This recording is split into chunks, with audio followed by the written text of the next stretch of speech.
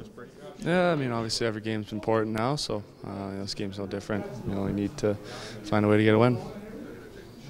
Keeping the mood up is probably integral to keeping this whole thing going, right? Keeping the spirits in it's kind of one plays off the other. Yeah, I think so.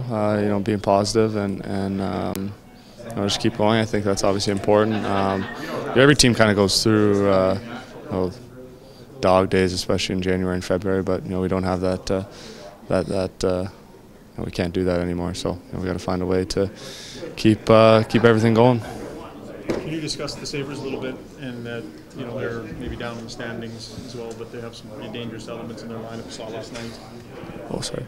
Yeah, I mean like you said, they're maybe not in a very good spot in the standings, but they're still a good team, and they gave us they beat us pretty handily in Buffalo, and so we definitely owe them a good one.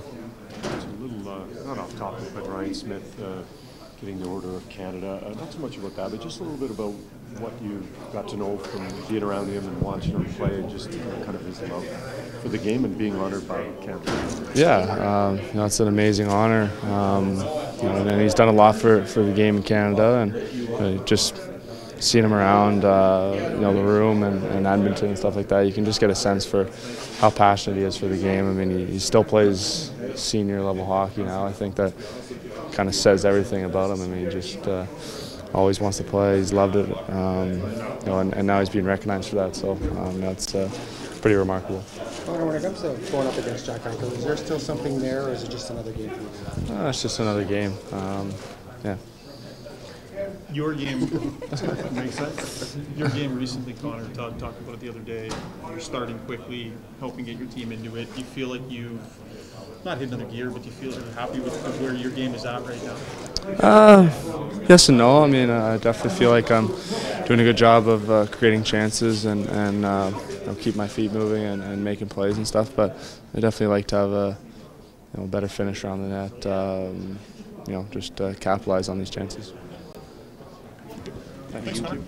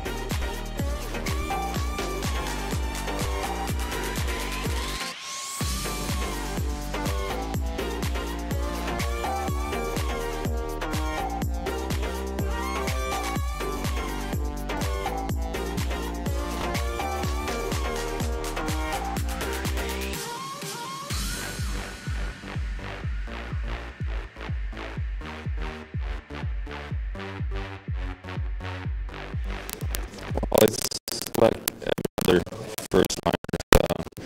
Play him hard, stay close, and make life hard for him. And he's a player you have to be aware of. He's got the ability to unload too. Maybe one time when you saw last night, does that make you guy more difficult to defend when he has that weapon as well?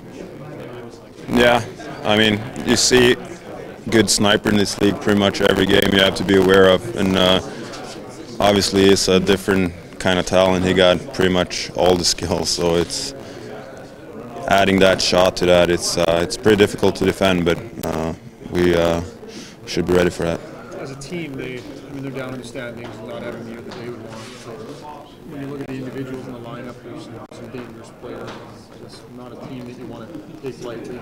Despite where they are, they have those guys. Yeah, we haven't played great against these guys in the past either, so we have to focus on our game and do the right thing and start in the right end. I mean, they have really good players over there.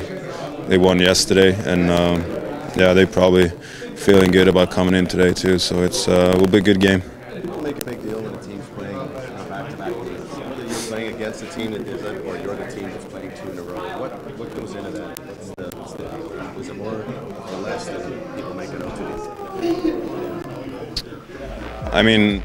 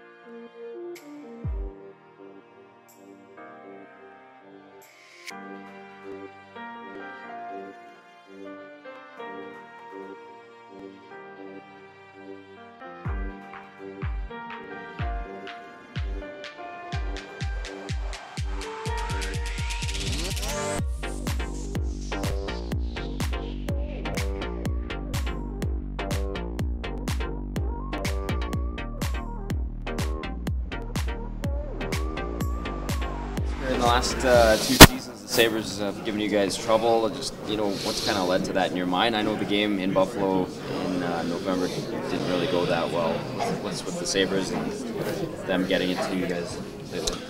It's a desperate team. It's that time of season. I mean, every point is very important. But if we just focus on our game and play our game like we did last couple of games, we should be fine. But we got to be ready when the puck drops because, like I said, they're a desperate team. They want the points as much as we do, so we got to be ready. Just give me a thought. How do you guys feel about your game now? You feel like you're getting some momentum, and you're playing the way you guys want to play. Yeah, when you start winning some games, when you get a streak going, you have a really good feeling. You get that momentum, and you have that really good feeling going into the games. Even when the puck is not even dropped yet, you have a good feeling about the game and how it's going to turn out. So we want to keep going with that momentum, and it goes really fast in this league. You just see it Colorado is doing right now. It goes really fast in the standings, so we got to be ready. It's a big game for us tonight. Is Buffalo one of those teams that, if you look at the standings and the stats and all that, you can maybe take them a little bit lightly, but when you look at the players they have in their lineup, you kind of realize you can't? I mean, they have some really good players, obviously, especially in the offensive zone. They got some really good players with a lot of skill that can shoot the puck. So, like I said, if we're not ready, they're going to punish us right away, and we got to be ready when the puck drops. How have you felt about Darnell Nurse's game lately? I don't know. He's been kind of shitty for us, so you got to step it up here. Hey? No surprise coming out of his mouth. No surprise.